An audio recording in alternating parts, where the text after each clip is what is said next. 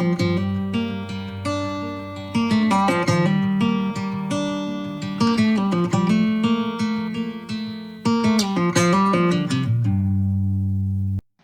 are getting started on the stable makeover. Dan has taken out all of the mats, so we'll clean them before they go back in. We've got the kubota. The floor was quite uneven and it was filled in with kind of like sand and mats and stuff. So I think what we're gonna do, Dan's clearing out the floor, because this was the old pigsty, so there's still like the troughs, and behind the kickboards are like the arches for the pigs. We're gonna concrete in rather than fill with sand and rubber matting, so it doesn't like undulate and stuff, and try and make it drain towards that corner because there's a drain down there.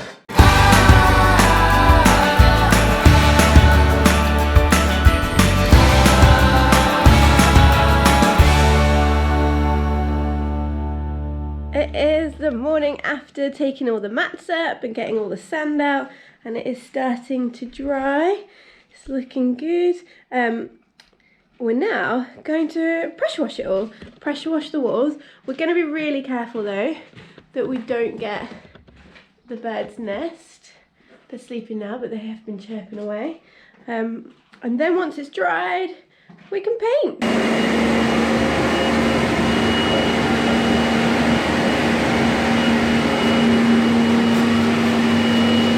Oh, look how dirty the wall is. Oh, it's going to be so satisfying.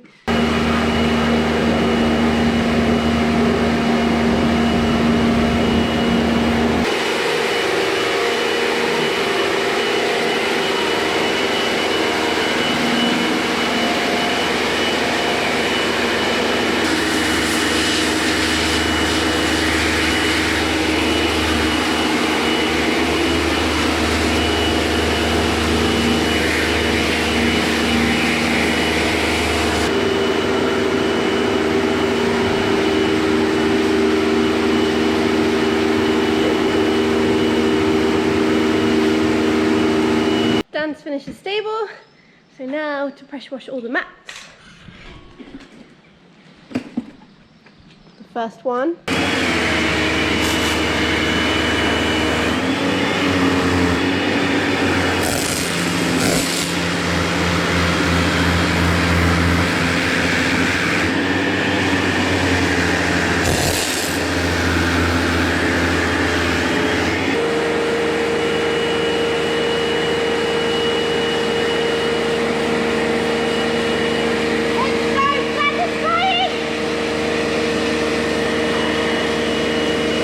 End of day 2. Pressure washed. Just needs to dry. Now, the walls actually look way cleaner.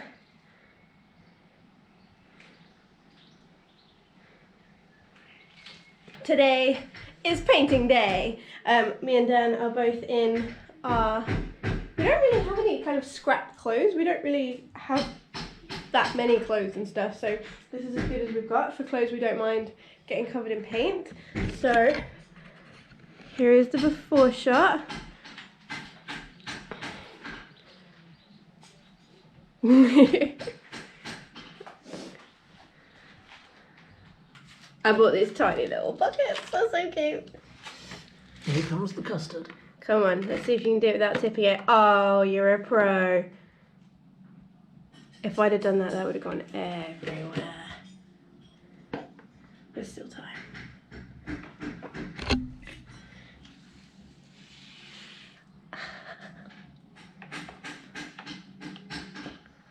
We're good to go.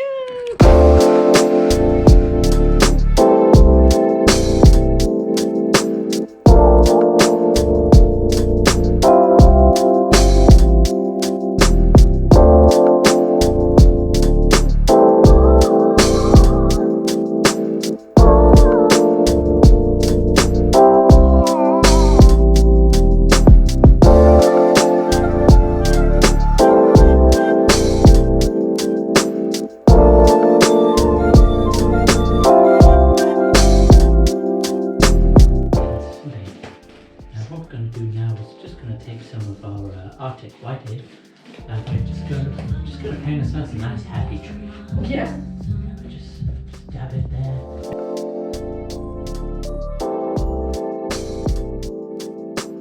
Dan is doing the last bit now, because I can't reach very high. So he's up there on the ladder, doing the last little patch.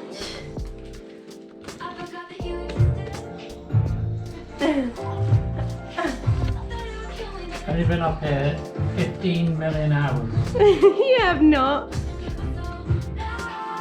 Are you ready? The white is finished. Look at that. It's looking fresh. This was the fiddliest bit, getting my hands between there to do the back of the hay thing, but I didn't want it to come down because it's like a historical piece. Look, there's a swallow. From here. That's... So I'm going to paint like just the top bit. So this bit along here, black. Maybe this beam. And I would leave this natural, but because someone's like painted it before and there's bits of white on it, like I don't know whether to leave it like that. Maybe try and get that white off. Or paint this top bit black. I think I might paint this top bit black. And then the wood board, I don't know whether to stain that or just leave it. I think because it's wood, the paint will chip off it. So I might sand the bits that we accidentally got a little bit here and here. But I'm so happy. It looks so good and way more kind of light and airy. And I'm not too covered in paint either. Well, I don't think so. And Dan didn't throw any paint at me, which was surprising. Good job, Daniel. I don't know if you can see the little heads of the chicks. Hi guys. Mum or Dad are over there. Back in the stable, ready, so the white is all dried, ready to do the black bit. So we're just going to do the little last bits of painting, and on the weekend we're going to concrete the floor.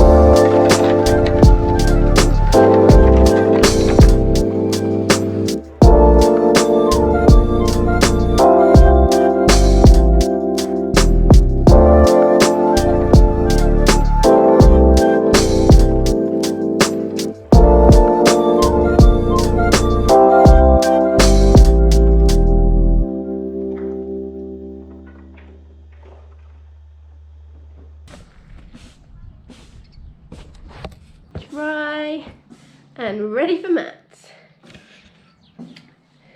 Dad was a little exuberant with the concrete brush, so we just need to sand off those bits and repaint it black. But otherwise, all done.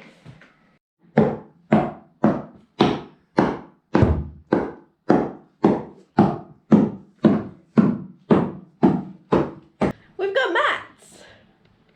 We just need to fill in some of the gaps because now the floor is level. We've got a few kind of spaces, and then we've sprayed some rings to put the stable chain up to match the rest of the hardware. Looking good. Today is a big day because we're finally finishing the stable. We weren't planning on doing the doors, but they've decided to change the colour of all the yard doors, so we thought we'd help with ours, prepping them and painting them so that we can use it quicker, so that Aziz can move out of Jess's stable she's kindly lent us and move back into his own stable. I wasn't anticipating having to use my stable as a stable this summer. I thought it would start being used as a stable in winter, but it's nice and ready for Aziz now. And this is the left door. Dan also repaired it, so these three were, this one had been chewed by one of the previous horses and these two were rotten. So it's been repaired. It was a mission, so this is one of the other top doors. Let's see if you can see. So scraping the paint off is actually so hard. It took me about 3 hours just to do one half of a door. Just got to put the hardware back on, hang the door, and it's ready! Yay!